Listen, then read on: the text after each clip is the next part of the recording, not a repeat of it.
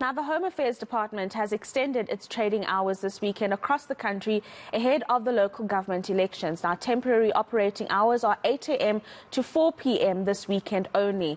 Now, this is to accommodate those who need to collect or apply for their IDs. That's to enable them to vote on Monday. Now, around 400,000 IDs have yet to be collected at these Home Affairs offices. And joining us now to unpack this further is the Home Affairs Minister, Motsoaledi. Dr. Motsoaledi, many thanks for your time this morning. I mean, what is the big issue about people applying and not collecting their ID when they are ready? Morning to you too, and morning to the listeners and viewers out there. Well, it is something that is difficult for us to understand, but let me just correct the figures a bit. On the registration weekend of the 18th and the 19th of September, there were 370,000 IDs that were uncollected. During those 2 days of registration, 10,000 people came to collect their IDs. And the remaining has, I haven't checked the figures, how many are remaining, because they keep on increasing. Remember, people keep on applying. What is puzzling us is why a person takes their time to come and apply for an ID, which they never come to collect, because some of them have been there for 2 years now. That's very interesting insights, Minister. I mean, have there been other plans that the department is looking into to perhaps change the situation and maybe just give an opportunity for the department to come up with innovative ways in terms of dispersing these IDs when they're ready? Well, every time a person applies for an ID, when the ID is ready, which is within 5 to 13 days, we send an SMS because people leave their numbers there. We don't know of a situation where a person said, I don't have a number to leave behind. They always leave a phone number where they must be contacted. And we send an SMS to them to say, your ID is ready, come and collect it.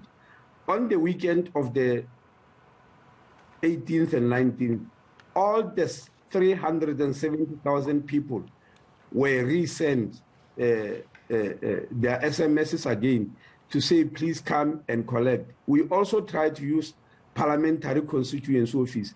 The problem is that we can't give an ID to anybody. We can't distribute them to any other office. The law is that you come and collect it where you have applied for it, because you release it with a fingerprint, because we don't want to give an ID to a wrong person. As you'll be aware, IDs can be defrauded, and it's very dangerous for somebody's ID to land in wrong hands. So people have to come personally to collect them. And the strategy we are using is to send them SMSs and to keep on reminding them through media channels, as we are doing through adverts. We do not know any other method of trying to get the people to come and collect their IDs. I'm glad you bring up the fraud issue, Minister, and I want us to delve into that issue while we've got you. There have been a lot of instances over the last few months where people have been complaining about this issue, and I just want to get an engage you on Home Affairs' how the department is dealing with this particular issue, perhaps an increase of oversight when it comes to dealing with it. What issue specifically, Madam? Can you mention the specific issue? Oh, I mentioned the issue of fraud, false ID documents, incorrectly printed ID documents and things like that. Well, look, let's start with incorrectly printed ID documents. Your ID might come with a wrong date of birth. It happens often. It's a human error. It can also come with a misspelling of your surname, or your names put in a way that you don't want them. We've got a special unit which is doing all these corrections and deletions and whatever you'll call them.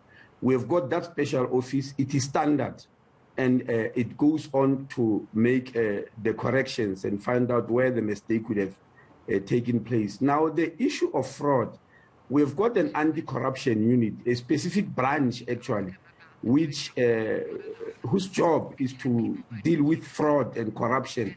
And quite a number of people in the past have been caught, have been suspended, have been fired, and we've handed their cases over to the Hawks or the NPA for persecution. So we are busy with that, because you'll understand that getting Home Affairs documents opens the way for you for business and other benefits that human beings get.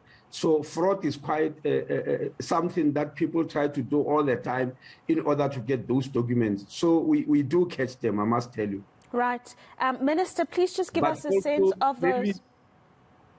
While we still got you, please continue. Sorry.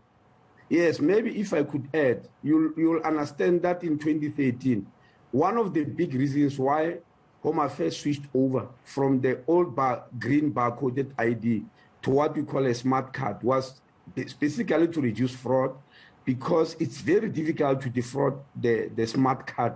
But the barcoded ID, it was very easy, because all that people have to do was to change the photos and try to photostat or do whatever, which you can't do with a credit card type of card, which you call the smart card. It was one of the ways of reducing fraud.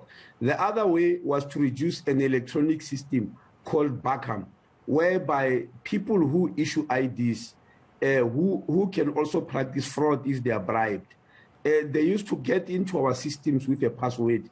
For instance, when they got into the National Population Register to register you or to check your credentials, they use a password. We had a situation where Home Affairs officials just claimed that their password was stolen. Now it's no longer a password, it's your fingerprint. In other words, to get into the systems, you must put your fingerprint there, and you can't come and claim that anybody stole your fingerprint. So we'll know exactly who committed that fraud. Right. Minister, we're running out of time, but I have to ask you, just remind our viewers the times that Home Affairs will be operating and how they are able to go to their voting stations. And also, will they be able to vote using temporary IDs? And can they also apply for those temporary IDs maybe today, for example, and have it ready by Monday so that they can go cast their ballots? Yes, the IEC accept 3 documents. They accept your smart ID, which I've just spoken about. They accept the old green barcoded ID, and they accept a TIC, what we call a temporary identification document. A temporary identification document, you don't apply for it today for it to get ready on Monday. You get it same time. So the reason that we are opening Home Affairs today is to help people today. You'll get your document today and vote today. So they can vote today, they can vote tomorrow, they can vote on Monday. But the idea is that you get it at the same time so that you can vote if there are any problems.